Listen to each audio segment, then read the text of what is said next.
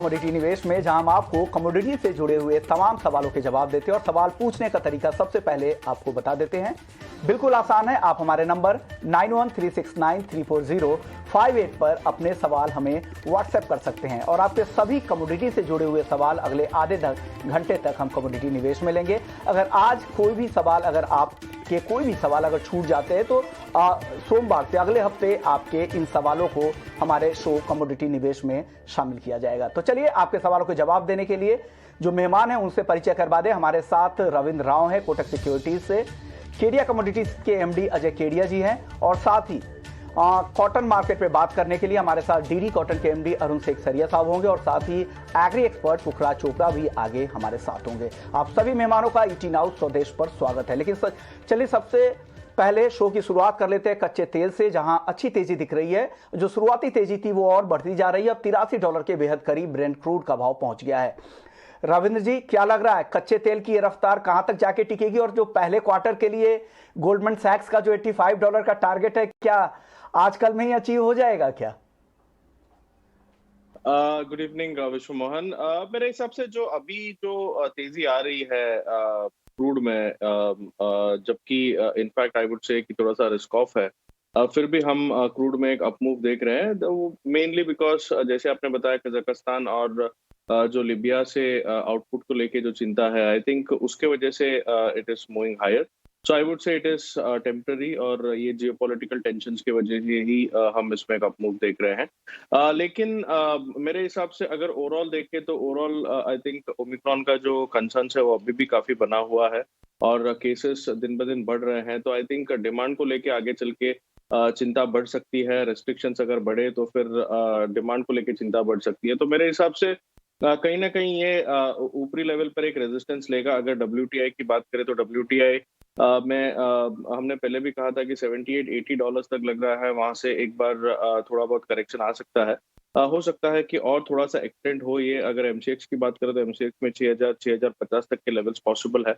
लेकिन one has to be very cautious, क्योंकि अगर जियोपॉलिटिकल टेंशंस और लिबिया के साइड से इनफैक्ट अभी वापस से थोड़ा सा इम्प्रूवमेंट है आउटपुट को लेके। तो अगर ये संभल जाता है तो मेरे हिसाब से हम इसमें करेक्टिव मूव देख सकते हैं। तो और आज का जो non farm payrolls data, I think that will be again important, क्योंकि उससे डॉलर इंडेक्स पे इम्पैक्ट होगा और ओवरऑल कमोडिटीज पे इम्पैक्ट हो सकता है। तो I think that also will be tracked for. So थोड़ा सा कॉशियसली बुलिश रहना चाहिए। ट्रेंड पॉजिटिव है तो मैं ट्रेंड के साथ जाना चाहूंगा। डिप्स में बाइंग कर सकते हैं टुवर्ड्स 5880 और ऊपर में आई थिंक 6150 का एक एक्सट्रीम टारगेट होगा। और अगर WTI की बात करें तो मेरे हिसाब से $80 से $81 के आसपास कहीं पर भी ये रुक सकता है। अगर नहीं रुका, अगर ये $81 के ऊपर अगर सस्टेन कर गया तो मेरे हिसाब से जो पिछला हाई था टुवर्ड्स 84-85 WTI में, आई थिंक वो टेस्ट कर जाएगा। तो मेरे हिसाब से कॉशियसली बुलिश रहना चाहिए until and unless there is any clear direction. अगर उसके ऊपर सस्टेन कर गया तो 84, अदरवाइज मेरे हिसाब से फिर से एक बार 78 से $77 तक के लेवल देख सकते हैं। ओके, तो ये भी हुआ क्रूड को लेकर। लग रहा है कि जो ट्रेंड अभी तेजी का है, तो अब तेजी की कॉल बनाए। 5880 रुपए में आप खरीदे कच्चे तेल को। 6040 के टारगेट के लिए स्टॉप लॉस लगाना है 5830 का। केडिया जी, आप क्या सलाह देंगे? कच्चे तेल की ये तेजी आपको कहां जाती दिख रही है और किसी को खरीदना है तो क्या खरीदने का सही वक्त है? नमस्कार विष्णु जी। देखिए, क्रूड ऑयल की अगर हम बात करें तो इंटरनेशनल में ये हमारा भी ऐसा ही व्यू था कि 80 के ऊपर सस्टेन नहीं करेगा। और साथ में ओपेक की जो अनसर्टेनिटी बनी थी, ये काफी इंपॉर्टेंट थी कि ओपेक कुछ रिवीजन करेगा क्या कोविड को लेकर, बट ऐसा कुछ हुआ नहीं है, जिसकी वजह से ब्रांड ने 80 का लेवल ब्रीच कर चुका है। जैसे गोल्डमैन सैक्स का भी अपडेट है और इससे पहले हमने अक्टूबर मंथ में भी देखा था कि जो नया रेजिस्टेंट है वो $86 के करीब का है। करंटली अगर हम देखें तो 2 मिलियन बैरल लीबिया से, 1.5 मिलियन बैरल के करीब कजाकिस्तान से, मोटा मोटी 3.5 मिलियन बैरल की कमी आ गई है मार्केट में। और जबकि ओपेक फरवरी से 4 मिलियन बैरल ही ऐड कर पाएगा। और जिस ढंग से पैंडेमिक की वजह से हमने देखा ओमिक्रॉन का कंसर्न जरूर है, बट उतना कोई डिमांड पे अभी तक एज ऑफ नाउ कोई इंपैक्ट नहीं पड़ा है। तो आई थिंक जब तक 80 के ऊपर ब्रांड अच्छे से होल्ड कर रहा है, क्योंकि दिसंबर मंथ के लास्ट 10-12 दिन हमने देखा 80 के ऊपर जा ही नहीं रहा था, तो टेक्निकली 80 के ऊपर स्ट्रांग है। जो 85 से 8600 तक का $85 से $86 तक का लेवल देख सकता है। डोमेस्टिक मार्केट पे मुझे लगता है इसका रैली है वो कंटिन्यू रहेगा, जो 6450 का इनिशियल लेवल मुझे लगता है दिखा सकता है, बट ध्यान रखिए टेक्निकली थोड़ा ओवरबॉट है, पुल बैक होते हुए चलेंगे, बट ट्रेंड 80 के ऊपर ब्रेंट में तेजी का ही रुख रहना चाहिए। ओके, यानी तेजी का ही रुख है। कुल मिलाकर यही है, क्योंकि ट्रेंड अभी पॉजिटिव लग रहा है। हालांकि जब चीज़ें स्थिति बदलेंगी तो हो सकता है कि कुछ कमजोरी आए, कुछ करेक्टिव मूव भी आ सकते हैं, लेकिन नॉन फार्म पेरोल जो आज शाम न्यूज़ में आने वाले हैं उस पर भी नजर रहेगी। चलिए एक कॉलर का सवाल भी ले लेते हैं। रमेश जी है, क्रूड में ये जानना चाह रहे थे कि तेजी या मंदी लग रही है, आप क्या सलाह देंगे रविंद्र जी इनको? जैसे मैंने बताया विश्व मोहन, मेरे हिसाब से कॉशियसली बुलिश लग रहा है मुझे। हो सकता है कि इमीडिएटली 6050 6060 तक का लेवल टेस्ट करे, वहां पे प्रॉफिट बुक कर लेना चाहिए। तो डिप में बाइंग सजेस्टेड है। इसमें जो रिवर्सल होगा वो मेरे हिसाब से 5780 5750 के नीचे अगर सस्टेन करेगा तो ही डाउनसाइड रिवर्सल इसमें आ सकता है। अदरवाइज आई थिंक थोड़ा सा ट्रेंड पॉजिटिव है, तो बुलिश जोन में ही रहना चाहिए। तो आई थिंक बाई करके चल सकता है, बट थोड़ा सा प्रॉफिट बुक करते रहिए, थोड़ा सा कॉशियस रहिए। ओके ओके, तो ये व्यू है। चलिए अब गोल्ड और सिल्वर की बात कर लेते हैं, जहां कल की बड़ी गिरावट के बाद आज यहां पर बिल्कुल ही एक छोटे से रेंज में ही कारोबार हो रहा है। तो ऐसे में क्या करना चाहिए? केडिया जी, क्या लग रहा है गोल्ड पर आज के लिए क्या व्यू देंगे आप? ये गोल्ड सिल्वर में आज का डेटा पॉइंट काफी इंपॉर्टेंट प्ले करेगा। जो एक्सपेक्टेशन दिखा रहा है वो मुझे लगता है कि बीट नहीं होना चाहिए, क्योंकि एक तरफ हम देख रहे हैं ऑर्निकॉन का कंसर्न भी है, अनएम्प्लॉयमेंट रेट में भी कोई ज्यादा चेंजेस नहीं है। तो आई थिंक जो नॉन फार्म का डेटा एक्सपेक्टेशन काफी अच्छा दिखा रहे, उतना अच्छा नहीं आएगा, जो कहीं ना कहीं बड़ा ट्रिगर देगा गोल्ड को। एक दूसरी चीज ये भी है कि लास्ट ईयर हमने देखा जब खाली फेड ने इतना बोला था कि हम इंटरेस्ट रेट बढ़ा सकते हैं, तब हमने गोल्ड में एक जबरदस्त प्रेशर बनते हुए देखा। इनफैक्ट हमने 1700 का भी लेवल तोड़ते हुए देखा इंटरनेशनल में। और अब जब हमारे पास नवंबर दिसंबर में क्लियरिटी आ चुकी है कि 3 बार रेट हाइक होगा, और Q3 नहीं, हम मार्च में भी कर सकते हैं बॉन्ड टेपरिंग को देखते हुए भी, उसके साथ भी, उसके बावजूद अगर आप देखो तो 1785 के नीचे जा नहीं पा रहा है गोल्ड। तो कहीं ना कहीं ऑर्निकॉन का कंसर्न है, या वैल्यूएशन इक्विटी मार्केट में या रिस्की मार्केट में ज्यादा है, जिसके चलते गोल्ड को सपोर्ट मिला। तो I am very much bullish के शाम का जो डेटा है ये बिलो एक्सपेक्टेशन आएगा, और ये कहीं ना कहीं बड़ा ट्रिगर देगा डोमेस्टिक मार्केट में। गोल्ड को भी करंट मार्केट से भी मुझे लगता है लेना चाहिए।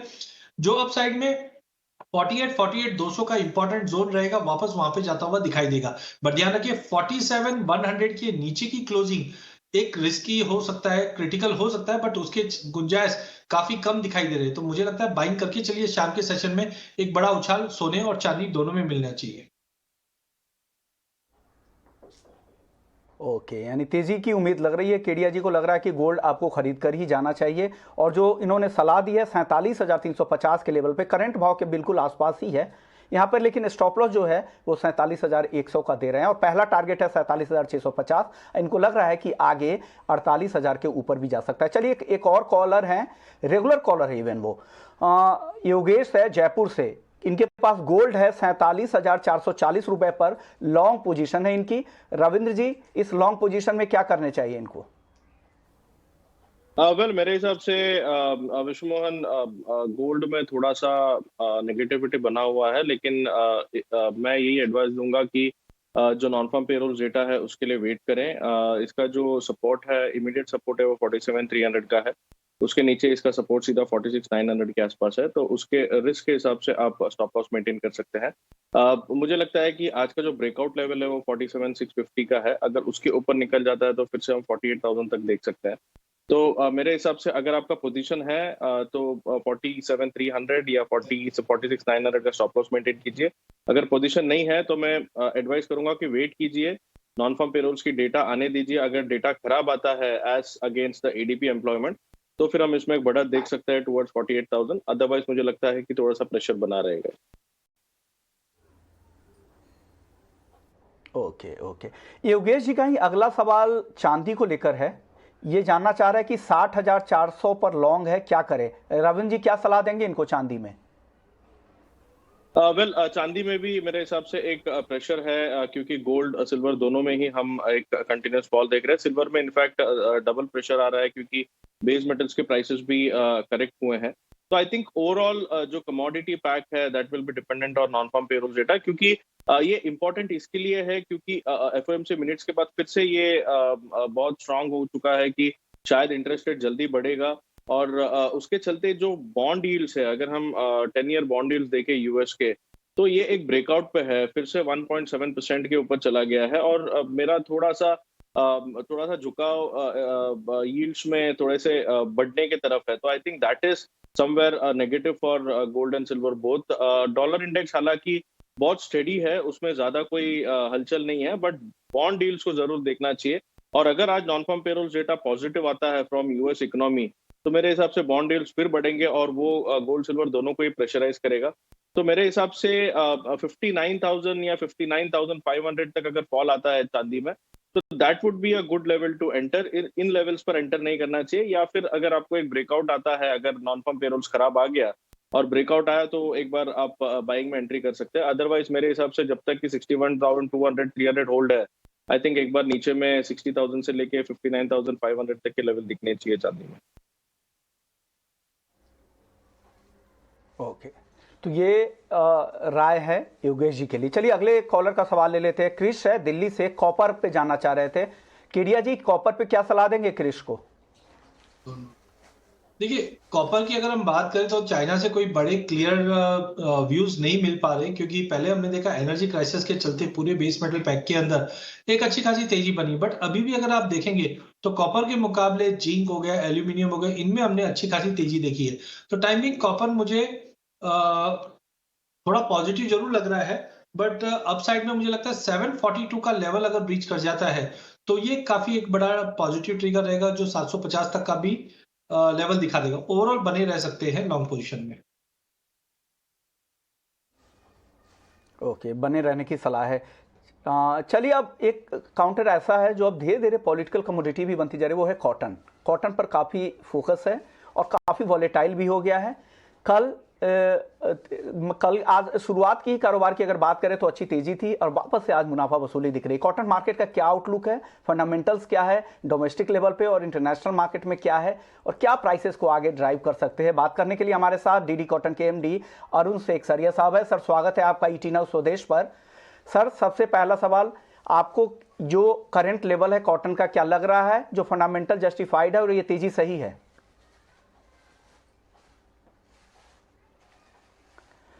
शायद अरुण जी के पास आवाज नहीं जा रही है, वापस से उनसे बात करेंगे। केडिया जी, आपसे भी यही सवाल होगा, कॉटन में जो करंट तेजी आपको सही लग रही है, क्या फंडामेंटल्स के साथ चल रहा है भाव? बिल्कुल विश्वनाथ जी, मुझे लगता है कि फंडामेंटल बिल्कुल मजबूत है। देखिए, डोमेस्टिक मार्केट पे हम बार बार में कहते हैं कि एक्सचेंजेस पे भाव ज्यादा बढ़ गए, फंडामेंटल मजबूत नहीं, बट आप देखिए इंटरनेशनल में ग्लोबल बैलेंस शीट ही काफी टाइट है। इंटरनेशनल में भी हमने देखा पहली बार कि $1 के ऊपर भाव निकल चुके हैं, इस वक्त भी 114 115 सेंट के करीब है।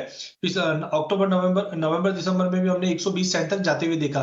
तो ओवरऑल मुझे लगता है कि इस बार जो एस्टिमेट्स थे वो पहले ही मार्केट में ज्यादा बढ़ा के बताए गए थे, 390। उसके बाद हमने अक्टूबर नवंबर दिसंबर में बेमौसम बरसातें देखी, पिंक बॉल व्हाइट फ्लाइज के अटैक आते हुए देखा। यहां तक भी देखा गया दिसंबर मंथ में कि फार्मर्स दूसरी क्रॉप पे शिफ्ट होना चालू हो चुके थे, जिसके चलते मुझे लगता है कि जो मार्केट अब टॉक चल रहा है वो बोल रहे हैं कि 300 के ऊपर भी क्रॉप नहीं आएगी, जिसके चलते ये बड़ी रैली है। और साथ में हमने देखा कि पोस्ट पैंडेमिक के बाद कहीं ना कहीं पेंटअप डिमांड थी टेक्सटाइल इंडस्ट्री से, अपैरल की जो सेल है वो जबरदस्त Q3 Q4 में हुई है। तो ओवरऑल मुझे लगता है कि हाँ, थोड़ा वैल्यूएशन वाइज थोड़ा अपसाइड दिखा रहा है, थोड़ा पुल बैक मिले, बट दैट डजंट मींस कि हम लोग प्राइसेस में अब करेक्शन आ जाए। मुझे लगता है कॉटन डोमेस्टिक की बात करें तो आराम से 40,000 से 42,000 तक का लेवल दिखा सकता है, इंटरनेशनल में 140 सेंट तक जा सकता है। तो मुझे लगता है जो ये तेजी आई है वो फंडामेंटल्स के साथ है। ये हमने ऑलरेडी देखा, मौसम खराब है, क्रॉप डैमेजेस हुई है, सारे फैक्टर्स है जो सपोर्ट कर रहे हैं। ओके ओके, तो ये व्यू है कॉटन को लेकर। इनको लग रहा है जो फंडामेंटल्स ऐसे हैं जो कॉटन की कीमतों को ड्राइव कर रहे हैं, इनको लग रहा है कि एमसीएक्स कॉटन 40,000 42,000 तक भी जा सकता है। अरुण जी, आपको क्या लग रहा है, क्या कॉटन 40,000 42,000 तक भी पहुंच सकता है एमसीएक्स कॉटन? नमस्कार विश्वनाथ जी। भाई देखिए, ऐसा है कि अगर स्पेकुलेटर्स के हाथ में है तो कुछ भी हो सकता है, 40 का 45,000 भी हो सकता है, बट फंडामेंटली आज के भाव में अगर देखा जाए तो ये भाव में किसको भी पड़ता नहीं है। कोई भी वैल्यू एडेड वैल्यू चेन के अंदर, डाउनस्ट्रीम वैल्यू चेन में कपड़े वाले हैं, होम टेक्सटाइल वाले हैं, या आपके गारमेंट वाले हैं, सबको नुकसान ही नुकसान है। स्पिनर्स को छोड़कर, स्पिनर्स भी अभी ये भाव में यान की रिकवरी करना मुश्किल लग रहा है इनको भी। कल हमारी मीटिंग भी हुई थी टेक्सटाइल सेक्रेटरी के साथ में, तो उसका देखिए अभी आज क्या नतीजा होता है वो पता चलेगा। बट सब लोग का एक ही रोना था कि भाई ये इतने भाव बढ़ गए हैं इंटरनेशनली, इतने नहीं बढ़े जितने डोमेस्टिक में बढ़ गए। आज 18 नवंबर को मीटिंग हुई थी दिल्ली में, जब भी आइस का भाव था 118 सेंट। अभी आज 7 नवंबर कल मीटिंग हुई थी, जब भी आइस का भाव था 115 सेंट, और रुई का दाम बढ़ गया है 10,000 रुपया। तो बोला there is no connection with international price, it is domestic price only. और क्रॉप के अंदर कोई नुकसान की ऐसा कोई अभी बात नहीं आ रही है। अभी भी 340 से 350 के बीच की क्रॉप की फिगर्स आ रही है। सो फंडामेंटली अगर आप बोला जाए तो या तो क्रॉप पे नुकसान हो या डिमांड बहुत अच्छी हो या वो उसके कारण हो सकता है, बट यहाँ तो कुछ दिख ही नहीं रहा ऐसा। और फार्मर भी अब माल लेके आ रहे हैं, बराबर से अराइवल भी आ रही है, सब कुछ हो रहा है। तो somewhere there is a mismatch which we are not able to identify क्या है क्या नहीं। और एमसीएक्स का जहाँ तक सवाल है, एमसीएक्स के अंदर वॉल्यूम कितना हो रहा है जी? आज अगर रोज की अराइवल इधर 1.25 लाख 1.5 लाख 2.25 लाख 8 की अराइवल है रोज की हिंदुस्तान में, और एमसीएक्स की टोटल ओआई इतनी है खाली। The total OI of January and February is only 1.5 lakhs. So how can that be the benchmark price for Indian cotton? That is a big question mark in everybody's mind. Okay sir, तो आपकी बात हुई थी secretary साहब से, तो क्या चर्चा, क्या इंपोर्ट ड्यूटी में कमी की या इंपोर्ट ड्यूटी पूरी तरह से खत्म करने की बात हुई है क्या? कुछ ऐसी कोई बात नहीं है सर। उन्होंने सबने अपना अपना प्रस्ताव रखा है एंड सेक्रेटरी साहब ने सबका प्रस्ताव सुना है। अभी वो उन्होंने पीछे वो डिसीजन क्या होता है, they will decide with the minister and with the concern of officials. So वो कहना मुश्किल है कि क्या होएगा, बट ये बात है कि काफी नाराजगी थी हर स्टेक होल्डर में, और सब लोग का एक ही मानना था कि भाई ये कॉटन और यार्न के प्राइसेस डिस्प्रपोर्शनली बढ़ गए, तो इसका कुछ ना कुछ उपाय होना चाहिए। अभी क्या होता है क्या नहीं होता है वो तो अभी वक्त ही बताएगा। तो काफी नुकसान हो ही रहा है। हालांकि जीएसटी जो बढ़ी थी उनको वापस लिया गया है, कुछ समय के लिए राहत दिया गया, उस पर वापस रिव्यू किया जा रहा है, तो इंडस्ट्री की दिक्कतों को तो सुना जा ही रहा है। लेकिन सर अब आखिरी सवाल, वायदा बैन की मांग, कुछ जो रीजनल कॉन्फेडरेशन वगैरह है, कॉटन से जुड़े हुए जो संगठन है, साउथ के एक संगठन है, उनसे भी बात हुई थी सीमा से, तो वो लोग भी मांग कर रहे हैं कि कॉटन वायदा बैन किया जाए। तो क्या ये सही है या जो जहां दिक्कतें उसे खत्म किया जाए? वायदा बैन करने से कोई हल निकल जाए तो बहुत अच्छी बात है, पर मेरे को नहीं लगता है कि अगर वायदा बैन कर लोगे तो पीछे आप आगे जाओगे कहाँ। हाँ, एक बात जरूरी है कि एमसीएक्स को दे हैव टू कोई ना कोई स्टेप्स लेना बहुत जरूरी है उनको भी, कि आज अगर इतने 25,000 से लेके आज अगर 35,000 36,000 का भाव हो गया है, आज उन्होंने वॉलेटिलिटी को देखते हुए क्या किया है? उन्होंने कोई मार्जिन ऐड किया है, कुछ उन्होंने लिमिट कम की है, कुछ नहीं किया है। तो उनको भी एक थोड़ा बहुत ऐसा एक स्टेप लेना चाहिए ना कि भी आज अगर इतने दाम बढ़ रहे हैं तो मार्जिन उनको ऐड करना पड़ेगा, मार्जिन इंक्रीज करना पड़ेगा। पर आज अगर वही का वही मार्जिन है जो पहले 20,000 में था, 25,000 में था और आज 35,000 में भी है, तो ये तो जरा गलत, ये it doesn't sound very correct. But बाकी तो अभी वो एक्सचेंज है, एक्सचेंज को ज्यादा मालूम है कि क्या उन लोग करना चाहिए क्या नहीं करना चाहिए।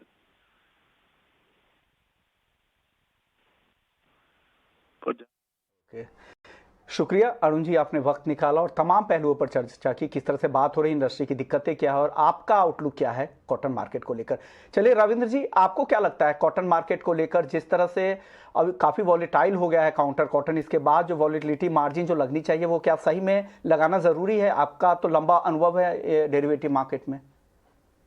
बिल्कुल विश्वमोहन, मेरा कंसर्न सिर्फ यही है कि देयर इज अ डिस्पैरिटी। अगर आप इंटरनेशनल देखे आईसी, जैसे अरुण जी ने भी बताया राइटली कि आईसी अगर देखे तो आईसी अराउंड 115 सेंट्स के आसपास ही है, और अगर एमसीएक्स का भाव देखा तो एमसीएक्स कंटिन्यूअसली बढ़ रहा है। तो मेरे हिसाब से बैन कोई एक सोल्यूशन नहीं है। आई थिंक वोलेटिलिटी कर्टेल करने के लिए मार्जिन बढ़ा सकते हैं, जिससे कि वोलेटिलिटी थोड़ी सी कम हो। तो मेरे हिसाब से those are the steps which can be taken, but बहुत ज्यादा ओवरबॉट है मार्केट, जो क्लियरली अरुण जी के बातों से समझ में आ रहा था, और मुझे लगता है कि एक करेक्टिव डिप इसमें आना चाहिए। 30 to 33,000 is still comfortable, but 35-36,000 comfortable नहीं है।